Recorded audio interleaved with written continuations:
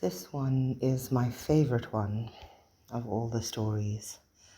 And it's the one I remember the most of. I think because I had like an old cassette tape with some of the stories on, and I remember listening to this one a lot. But anyway, without further ado, the cat that walked by himself. Hear and attend and listen, for this befell and behappened and became and was, O my best beloved, when the tame animals were wild. The dog was wild, and the horse was wild, and the cow was wild, and the sheep was wild, and the pig was wild as wild could be, and they walked in the wet wild woods by their wild lones. But the wildest of all of the wild animals was the cat. He walked by himself, and all places were alike to him. Of course, the man was wild too. He was dreadfully wild. He didn't even begin to be tame until he met the woman, and she told him that she did not like living in his wild ways. She picked out a nice dry cave instead of a heap of wet leaves to lie down in, and she strewed clean sand on the floor, and she lit a nice fire of wood at the back of the cave, and she hung a dried wild horse skin, tail down, across the opening of the cave. And she said, "Wipe your feet, dear, when you come in, and now we'll keep house." That night, best beloved, they ate wild sheep roasted on the hot stones, and flavoured with wild garlic and wild pepper, and wild duck stuffed with wild rice and wild fenugreek and wild coriander, and marrow bones of wild oxen, and wild cherries and wild granadillas. Then the man went to sleep in front of the fire, ever so happy. But the woman sat up, combing her hair. She took the bone of the shoulder of mutton, the big fat blade bone, and she looked at the wonderful marks on it, and she threw more wood on the fire, and she made a magic. She made the first singing magic in the world. Out in the wet wild woods, all the wild animals gathered together where they could see the light of the fire a long way off, and they wondered what it meant. Then Wild Horse stamped with his wild foot and said, "Oh, my friends, and oh, my enemies, why have the man and the woman made that great light in that great cave, and what harm will it do us?" Wild Dog lifted up his wild nose and smelled the smell of roast mutton, and said, "I will go up and see, and look, and say, for I think it is good. Cat, come with me." Said the cat. "I am the cat who walks by himself, and all places are alike to me. I will not come." "Then we can never be friends again," said Wild Dog, and he trotted off to the cave. But when he had gone a little way, the cat said to himself, "All places are alike to me. Why should I not go too and see and look and come away at my own liking?" So he slipped after Wild Dog, softly, very softly, and hid himself where he could hear everything. When Wild Dog reached the mouth of the cave, he lifted up the dried horse skin with his nose and sniffed the beautiful smell of the roast mutton. And the woman, looking at the blade bone, heard him and laughed and said, "Here comes the first wild thing out of the wild woods. What do you want?" Wild Dog said, "Oh, my enemy and wife of my enemy, what is this that smells so good in the wild woods?" Then the woman picked up a roasted mutton bone and threw it to Wild Dog and said, "Wild thing out of the wild woods, taste it and try." Wild Dog gnawed the bone, and it was more delicious than anything he had ever tasted. And he said, "Oh, my enemy and wife of my enemy, give me another." The woman said, "Wild thing out of the wild woods, help my man to hunt through the day and guard this cave at night, and I will give you as many roast bones as you need." "Ah," said the cat, listening, "this is a very wise woman, but she's not so wise as I am." Wild Dog crawled into the cave and laid his head on the woman's lap and said, "Oh, my friend and wife of my friend, I will help your man to hunt through the day, and at night I will guard your cave." "Ah," said the cat, listening, "that is a very foolish dog." And he went back through the wet wild woods, waving his wild tail and walking by his wild lone. But he never told anybody. When the man waked up, he said, "What is Wild Dog doing here?" And the woman said, "His name is not Wild Dog any more, but the first friend, because he will be our friend for always and always and always. Take him with you when you go hunting." Next night, the woman cut great green armfuls of fresh grass from the water meadows and dried it before the fire, so that it smelt like new-mown hay, and she sat at the mouth of the cave and plaited a halter out of horsehide, and she looked at the shoulder of mutton bone, at the big broad blade bone, and she made a magic. She made the second singing magic in the world. Out in the wild woods, all the wild animals wondered what had happened to Wild Dog, and at last Wild Horse stamped with his foot and said, "I will go and see, and say why Wild Dog has not returned. Cat, come with me." said the cat. "I am the cat who walks by himself, and all places are alike to me. I will not come." But all the same, he followed Wild Horse softly, very softly, and he hid himself where he could hear everything. When the woman heard Wild Horse tripping and stumbling on his long mane, she laughed and said, "Here comes the second wild thing out of the wild woods. What do you want?" Wild Horse said, "Oh, my enemy and wife of my enemy, where is Wild Dog?" The woman laughed and picked up the blade bone and looked at it and said, "Wild thing out of the wild woods, you did not come here for Wild Dog, but for the sake of this good grass." And Wild Horse, tripping and stumbling on his long mane, said, "Oh, that is true. Give it me to eat." The woman said, "Wild thing out of the wild woods, bend your wild head and wear what I give you, and you shall eat the wonderful grass 3 times a day." "Ah," said the cat, listening, "this is a clever woman, but she is not so clever as I am." Wild Horse bent his wild head, and the woman slipped the plaited hide halter over it, and Wild Horse breathed on the woman's feet and said, "Whoa, my mistress and wife of my master, I will be your servant for the sake of the wonderful grass." "Ah," said the cat, listening, "that is a very foolish horse." And he went back through the wet wild woods, waving his wild tail and walking by his wild lone. But he never told anybody. When the man and the dog came back from hunting, the man said, "What is Wild Horse doing here?" And the woman said, "His name is not Wild Horse any more, but the first servant, because he will carry us from place to place for always and always and always.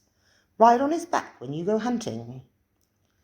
Next day, holding her wild head high that her wild horn should not catch in the wild trees, Wild Cow came up to the cave, and the cat followed, and hid himself just the same as before, and everything happened just the same as before, and the cat said the same things as before, and when Wild Cow had promised to give her milk to the woman every day in exchange for the wonderful grass, the cat went back through the wet wild woods, waving his wild tail and walking by his wild lone, just the same as before. But he never told anybody. And when the man and the horse and the dog came home from hunting and asked the same questions same as before, the woman said, "Her name is not Wild Cow any more, but the giver of good food. She will give us the warm white milk for always and always and always, and I will take care of her while you and the first friend and the first servant go hunting." Next day, the cat waited to see if any other wild thing would go up to the cave, But no one moved in the wet wild woods, so the cat walked there by himself, and he saw the woman milking the cow, and he saw the light of the fire in the cave, and he smelt the smell of the warm white milk. Cat said, "Oh, my enemy, and wife of my enemy, where did Wild Cow go?" The woman laughed and said, "Wild thing out of the wild woods, go back to the woods again, for I've braided up my hair, and I've put away the magic blade bone, and we have no more need of either friends or servants in our cave." Cat said, "I am not a friend, and I am not a servant. I am the cat who walks by himself, and I wish to come into your cave." The woman said, "Then why did you not come with first friend on the first night?" Cat grew very angry and said, "Has Wild Dog told tales of me?" Then the woman laughed and said, "You are the cat who walks by himself, and all places are alike to you. You are neither a friend nor a servant. You have said it yourself. Go away and walk by yourself in all places alike." Then Cat pretended to be sorry and said, "Must I never come into the cave? Must I never sit by the warm fire? Must I never drink the warm white milk? You are very wise and very beautiful. You should not be cruel even to a cat." The woman said, "I knew I was wise, but I did not know I was beautiful. So I will make a bargain with you. If ever I say one word in your praise, you may come into the cave. And if you say 2 words in my praise," said the cat. "I never shall," said the woman. "But if I say 2 words in your praise, you may sit by the fire in the cave." "And if you say 3 words," said the cat. "I never shall," said the woman. "But if I say 3 words in your praise, you may drink the warm white milk 3 times a day, for always and always and always." Then the cat arched his back and said, "Now let the curtain at the mouth of the cave, and the fire at the back of the cave, and the milk pots that stand beside the fire, remember what my enemy and the wife of my enemy has said." And he went away through the wet wild woods, waving his wild tail and walking by his wild lone. That night, when the man and the horse and the dog came home from hunting, the woman did not tell them of the bargain that she had made with the cat, because she was afraid that they might not like it. Cat went far and far away and hid himself in the wet wild woods by his wild lone for a long time, till the woman forgot all about him. Only the bat, the little upside-down bat that hung inside the cave, knew where Cat hid, and every evening Bat would fly to Cat with news of what was happening. One evening Bat said, "There is a baby in the cave. He is new and pink and fat and small, and the woman is very fond of him." "Ah," said the cat, listening, "but what is the baby fond of?" "He is fond of things that are soft and tickle," said the bat. "He is fond of warm things to hold in his arms when he goes to sleep. He is fond of being played with. He is fond of all those things." "Ah," said the cat, listening, "then my time has come." Next night Cat walked through the wet wild woods and hid very near the cave till morning time, and man and dog and horse went hunting. The woman was busy cooking that morning, and the baby cried and interrupted. So she carried him outside the cave and gave him a handful of pebbles to play with, but still the baby cried. Then the cat put out his paddy paw and patted the baby on the cheek, and it cooed, and the cat rubbed against its fat knees and tickled it under its fat chin with his tail, and the baby laughed, and the woman heard him and smiled. Then the bat, the little upside-down bat that hung in the mouth of the cave, said, "Oh, my hostess, and wife of my host, and mother of my host's son, a wild thing from the wild woods is most beautifully playing with your baby." "A blessing on that wild thing, whoever he may be," said the woman, straightening her back, "for I was a busy woman this morning, and he has done me a service." That very minute and second, best beloved, the dried horse-skin curtain that was stretched tail down at the mouth of the cave fell down, whoosh, because it remembered the bargain she had made with the cat, and when the woman went to pick it up, lo and behold, the cat was sitting quite comfy inside of the cave. "Oh, my enemy, and wife of my enemy, and mother of my enemy," said the cat, "it is I. For you have spoken a word in my praise, and now I can sit within the cave for always and always and always. But still I am the cat who walks by himself, and all places are alike to me." The woman was very angry, and shut her lips tight, and took up her spinning wheel, and began to spin. But the baby cried because the cat had gone away, and the woman could not hush it, for it struggled and kicked and grew black in the face. "Oh, my enemy, and wife of my enemy, and mother of my enemy," said the cat, "take a strand of the wire that you are spinning, and tie it to your spinning whorl, and drag it along the floor, and I will show you a magic that shall make your baby laugh as loudly as he is now crying." "I will do so," said the woman, "because I am at my wit's end, but I will not thank you for it."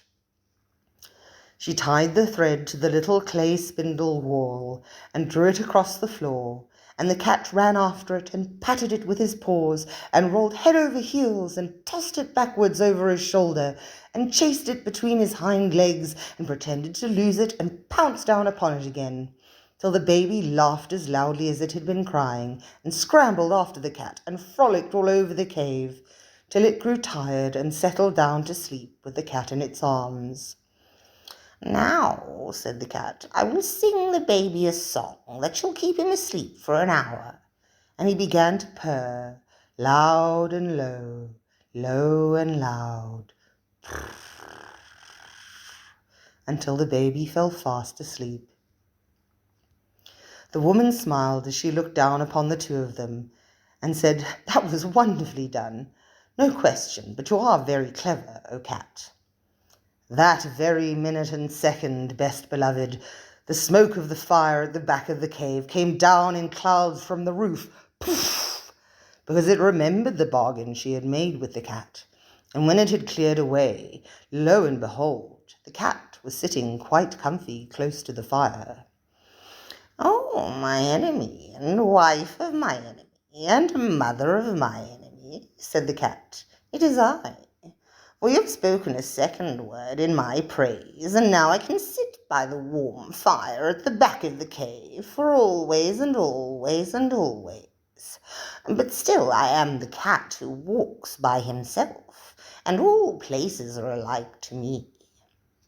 Then the woman was very, very angry, and let down her hair, and put more wood on the fire, and brought out the broad blade bone of the shoulder of mutton, and began to make a magic that should prevent her from saying a third word in praise of the cat.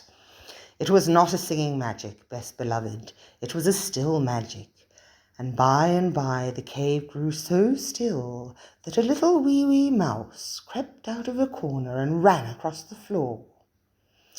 "Oh, my enemy, and wife of my enemy, and mother of my enemy," said the cat, "is that little mouse part of your magic?" "Oh, no, indeed," said the woman, and she dropped the blade bone and jumped upon the footstool in front of the fire and braided up her hair very quick for fear that the mouse should run up it. "Ah," said the cat, watching, "then the mouse will do me no harm if I eat it?"